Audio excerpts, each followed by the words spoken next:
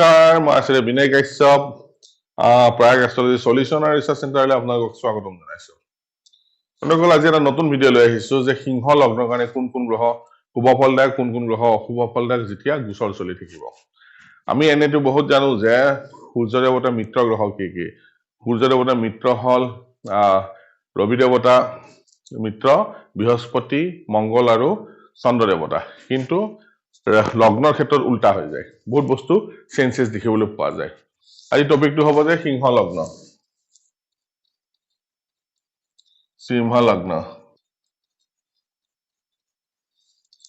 ট্ৰানজিটৰ সময় ঠিক আছে ট্ৰানজিটৰ সময়ত কোনটো প্ল্যানেটে ভাল ৰিজাল্ট দিব কোনটোৱে বেয়া ৰিজাল্ট দিব ঠিক আছে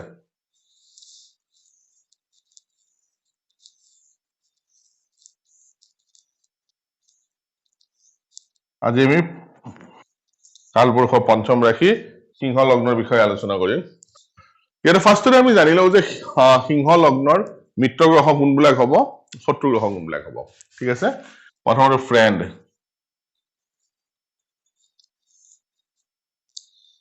গ্ৰহবিলাক কোনবিলাক হ'ব ইয়াতে মংগল ৰবি নিজে আৰু গুৰু বৃহস্পতি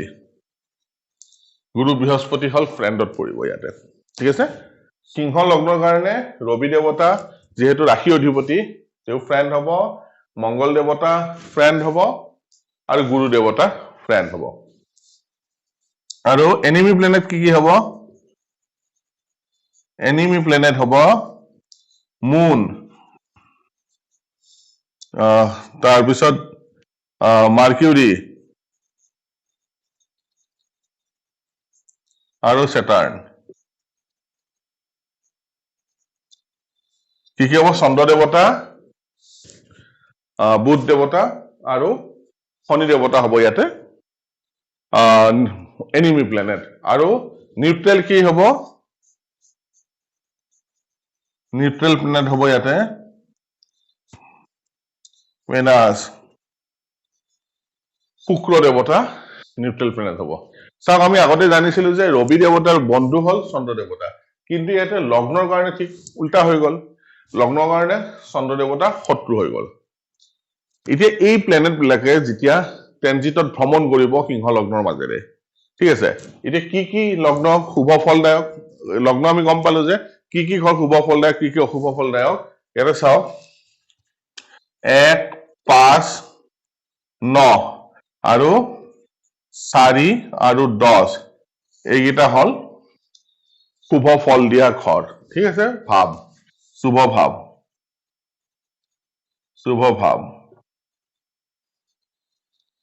আৰু অশুভ ভাব কি হ'ব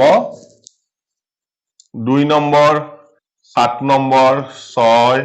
8 12 অশুভ ভাব এটা মনত ৰাখিব যে এই সিংহ লগ্নৰ মাজেদি সিংহ লগ্নত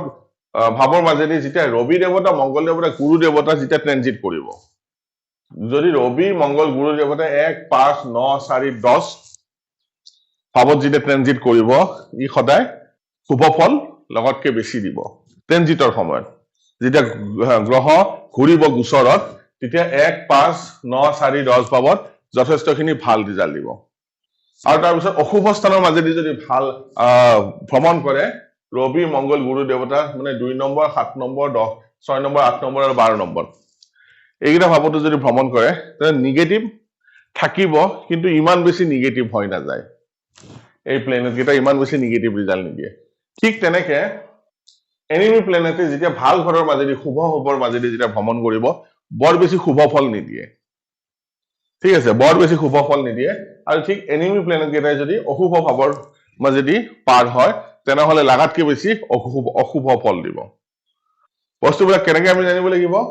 যে লগ্নৰ মিত্ৰ ৰবি মংগল গুৰু যেতিয়া শুভ ভাবৰ মাজেদি পাৰ কৰিব তেনেহলে শুভ প্ৰভাৱ লাগাতকে বেছি বঢ়াই দিব ট্ৰানজিটৰ সময়ত আৰু যদি অশুভ ভাবৰ মাজেদি যদি পাৰ কৰে তেনেহলে কি হ'ব ইমান বেছি অশুভ নহয় যেটো বহুত বেছি বেয়া কৰিব লাগিছিল কিমান বেছি বেয়া নকৰে কাৰণ কিয় লগ্নৰ এইটা মিত্ৰ গ্ৰহ ঠিক তেনেকে এনিমি প্লেনেট কেইটা যদি শুভ ভাৱৰ মাজেদি পাৰ হয় তেনেহলে বৰ বেছি শুভ ফল নিদিয়ে কিন্তু এই এনিমি প্লেনেট কেইটা যদি অশুভ ভাৱৰ মাজেদি যদি পাৰ হয় লাগাতকে বেছি অশুভ ফল দিয়ে ডিফাৰেন্স বিলাক তেনেকে চাব লাগিব ঠিক তেনেকে নিউট্ৰেল প্লেনেট হল ভেনাছ দেৱতা বা শুক্ৰ দেৱতা যদি শুভ অশুভ সব ফালৰ পৰাই যদি পাৰ হয় তেনেহলে না ই বেয়া ৰিজাল্ট দিয়ে না ই ভাল ৰিজাল্ট দিয়ে ই নিউট্ৰেল ভূমিকা পালন কৰিব ইয়াতে কি হব প্লাস মাইনাস একোৱে ৰিজাল্ট নিদিয়ে না ভাল দিব না বেয়া দিব শুক্ৰ দেৱতা সিংহ লগ্নৰ কাৰণে কিন্তু বাকী শুভ প্লেনেট আকৌ এবাৰ কৈ দিছো যে যিবিলাক মিত্ৰ প্লেনেট সিংহ লগ্নৰ কাৰণে যিবিলাক মিত্ৰ প্লেনেট আছে মিত্ৰ প্লেনেট কি ৰবি দেৱতা মংগল দেৱতা বৃহস্পতি দেৱতা শুভ ভাৱৰ মাজেদি পাৰ কৰিলে বেছি শুভতা দিব অশুভ ভাৱৰ মাজেদি যদি পাৰ কৰে ইমান বেছি অনিষ্ট ফলদায়ক নহয় কিন্তু এনিমি প্লেনেট বিলাকে যদি শুভ ভাৱৰ মাজেদি যদি পাৰ কৰে তেনেহলে শুভ প্ৰভাৱত বাধা দিব আৰু অশুভ ভাৱৰ মাজেদি পাৰ কৰিলে অশুভতা বেছি বৃদ্ধি কৰি দিব আৰু যেহেতু শুক্ৰ দেৱতা নিউট্ৰেল প্লেনেট তথস্থ ভূমিকা পালন কৰিব এটা না শুভ হবতো ভাল ৰিজাল্ট দিব না অশুভ হবত বেয়া ৰিজাল্ট দিব ভাল বেয়া একোৱে নিদিয়ে তো নিউট্ৰেল প্লেনেটৰ স্বভাৱ হল তেনেকুৱা তো একদম সিম্পল ফৰ্মুলা হয় ট্ৰেনজিটৰ সময়ত আমি এইবিলাক চাব লাগে ঠিক আছে ফাৰ্ষ্টটো হল যে লগ্নৰ বা ইভেন্ট বিলাক ডিসাইড কৰি লম কেতিয়া ঘটিব গ্ৰহৰ দশা অন্তৰ্দশাৰ পৰা চাম আৰু ট্ৰেনজিটৰ সময়ত আমি কি চাব লাগে যে ঘটনাটো কেতিয়া ঘটিব ভাল ঘটিব নে বেয়া ঘটিব সেই আটাইবোৰ ক'ৰ পৰা চাব লাগিব আমি ট্ৰেনজিটৰ পৰা চাব লাগিব অকল লগ্ন চালেও ৰিজাল্ট নাহে অকল দশা চালেও ৰিজাল্ট নাহে অকল ট্ৰেনজিট চালেও ৰিজাল্ট নাহে এই তিনিটা বস্তু একেলগে চালেহে আমি ৰিজাল্ট ইয়াতে পাওঁ তো একদম সৰুকে আমি ইয়াতে আপোনালোকৰ সন্মুখত আনিছো যদি ভাল লাগে কমেন্ট কৰিব লাইক কৰিব শ্বেয়াৰ কৰিব ধন্যবাদ